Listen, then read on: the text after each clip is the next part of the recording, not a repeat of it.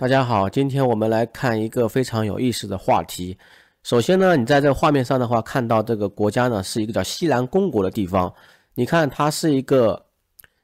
甲板加上2个水泥柱啊做成的一个海上堡垒。它其实原本的话是在二战的时候呢，专门是英国的盟军对抗德军的一个海上堡垒吧。原本的话这边有炮台的啊，在1967年的时候呢，他们有些人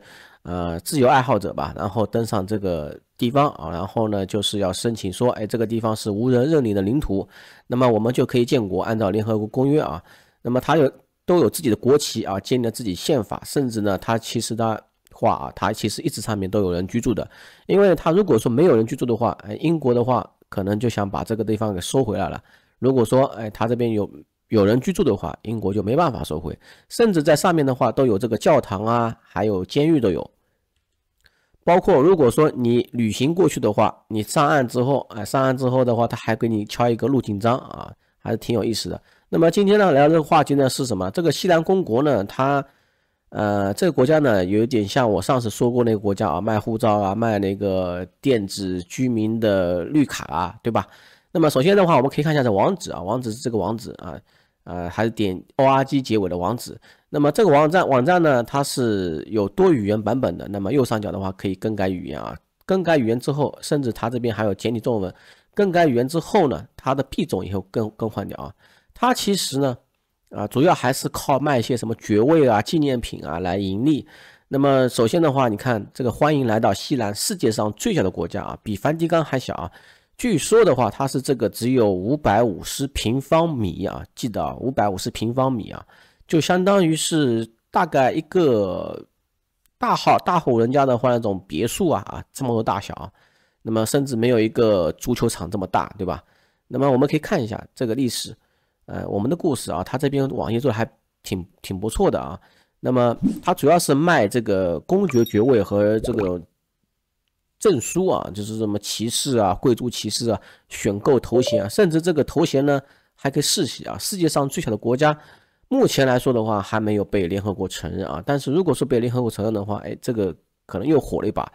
还可能说你买的纪念品还值钱了，对吧？创立于1967年啊，比这个迪拜建成时间还早。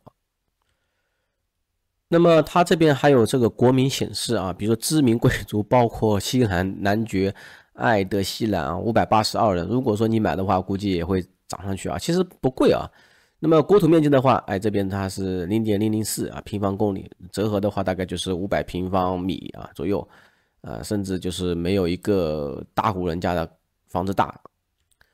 这个国家呢，以前我听说过啊，其实呢，这个国家呢有点搞笑啊，对吧？但是呢，说实话，这个确实也存在着一些问题啊，就是说英国呢一直想把它收回来啊，然后呢，他们这些人呢自由的这个。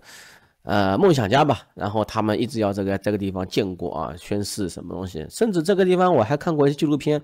都是有网络的啊，甚至有这个电话啊、通讯啊，还有自己的发电机啊。发电机的话，它有2台啊，一台开，一台不开，那么就这样子。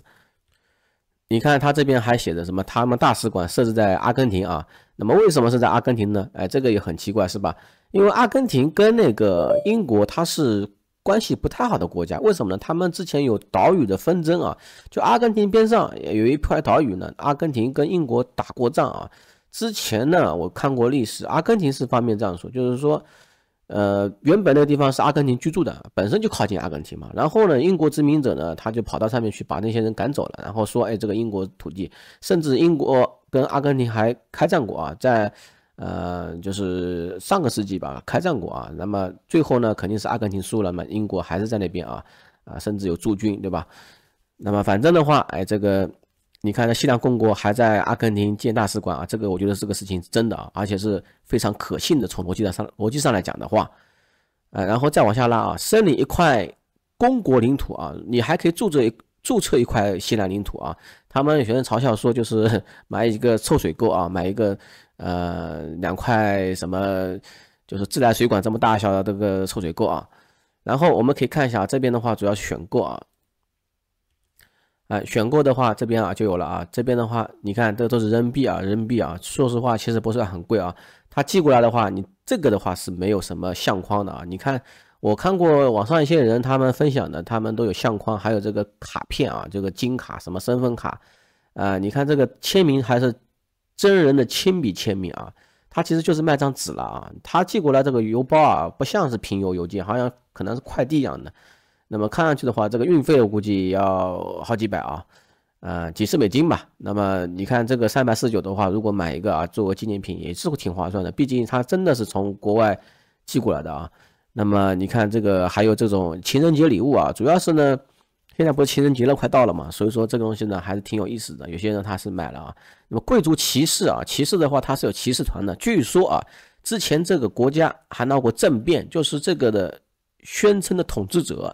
他弟弟啊发起政变啊，据说是还什么直升机啊什么，那么他说号召骑士的话，就是说当这个西南公国有危险的时候，还号召你啊加入这个骑士团来保卫国家。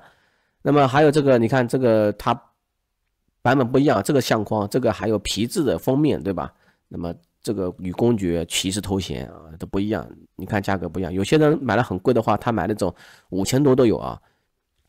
这个是一个身份证啊，这个注册一块领土啊，这个领土很小，179啊，但是呢，这个公爵头衔是可以世袭的啊，成为贵族象征嘛。还有 T 恤啊，这种的话就没意思了。那么剩下的话都是一些纪念品啊，比如说国旗啊，我估计还是义乌产的啊。但是真正有意义的，我觉得还是这个公爵证书啊。这个证书的话，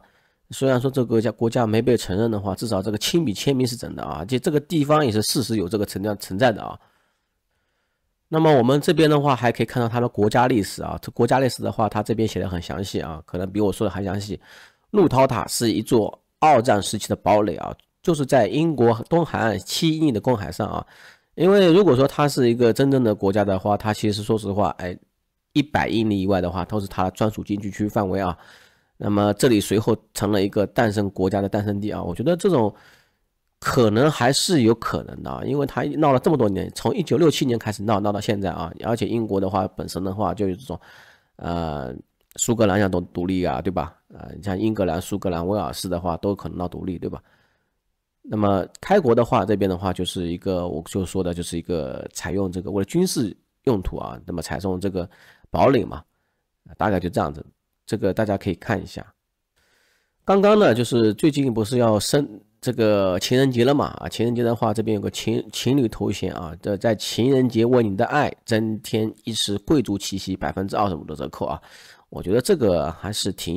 有些意义啊，就是可能在趣味啊、纪念品上的话有些意义啊，25%的折扣啊，又会在情人节结束，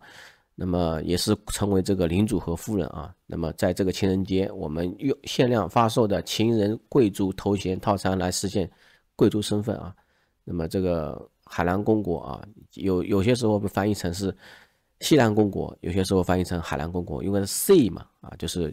既可以是海洋的意思，也可以用音译过来叫西的意思，对吧？然后贵族头衔包括地契啊，